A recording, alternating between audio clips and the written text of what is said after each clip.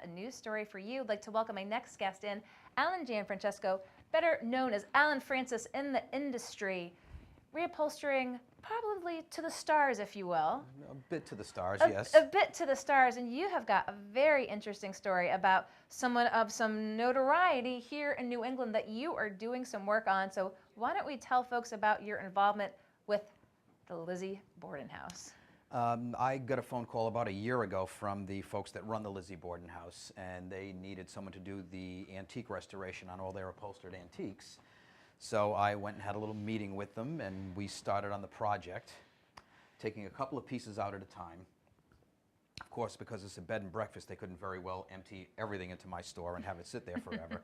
So we've been doing 2 or 3 pieces at a time, and the project is just about at its end at this point. And the last piece that we took an order on about a week ago, and I'm waiting for the fabric to come in, is the sofa that she allegedly murdered her father on.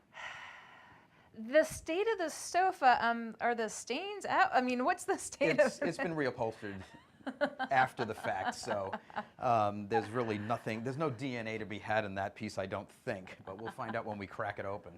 So, tell me your thoughts when you were contacted by the house. I mean, this is something that of such lore in New England, and of course, open to the public, very much a tourist destination, if you will.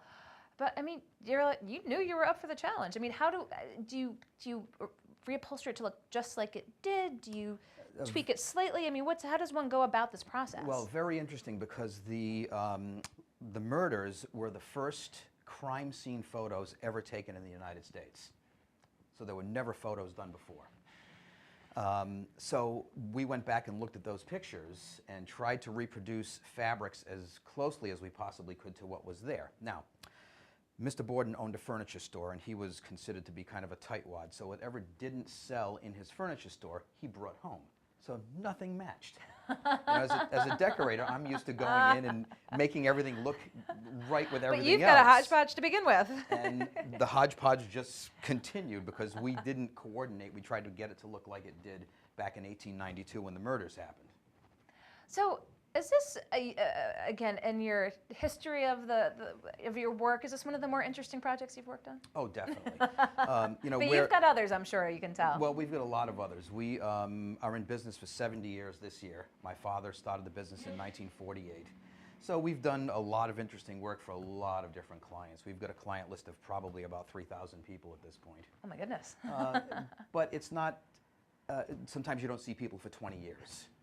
And that's the way it is. You do something and then off you go, and eventually they come back, or their children. We're doing work for grandkids of people my father did work for.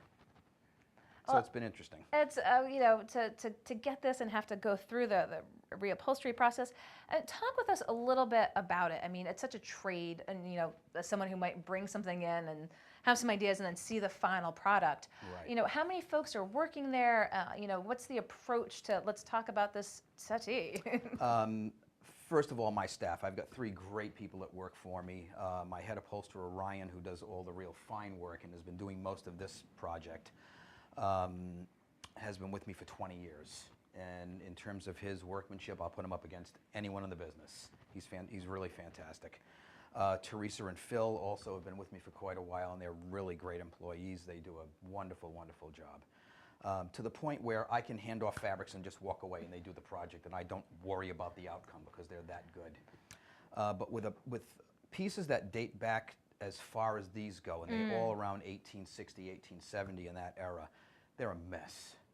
Because when you and I get old like that, we'll be a mess too. So they require a lot more work than the average piece of furniture. We go right down to the bare frame, do woodwork, tighten the whole frame, retie all the springs, replace padding if we have to, and we usually do, because don't forget, back then, everything was natural fibers. So straw, hog's hair, horse hair, that all disintegrates after a period of time, and when we open them up, dust falls on the floor. So we're replacing all the fillings. We try to use as much in the way of original fillings as possible to keep it as authentic as can be. And I carry a complete range of fabrics that date back to that era. Oh, so you've got the actual historic fabrics. Yes. Where does one get the historic fabrics? All the different fabric companies I deal with will have everything from mid-century to Victorian to Art Deco to current materials. And the books just roll in the door and when I am going to a certain type of project, I just bring those books along with me. Anything else you want folks to know about the business? You know, this very interesting job with the Lizzie Borden house is why I wanted to bring you in, because it's Sure, not every sure. day you get this type of phone call. No, it is not. But as you said, you know, the client base of several thousand. But what else would you like folks to know about the business?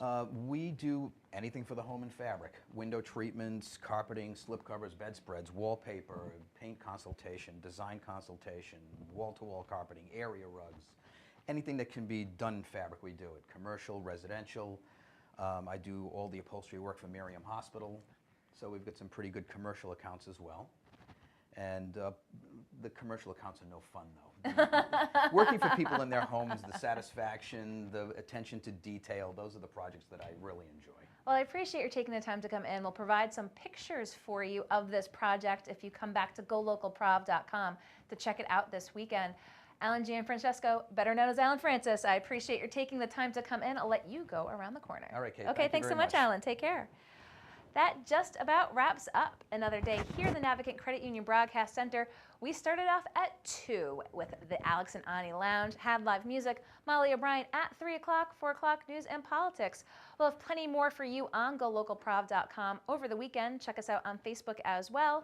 And we'll be back in studio on Monday. So Business Monday, Lifestyle, we look forward to seeing you back here and wish everyone a great weekend. I'm GoLocal News Editor Kate Nagel.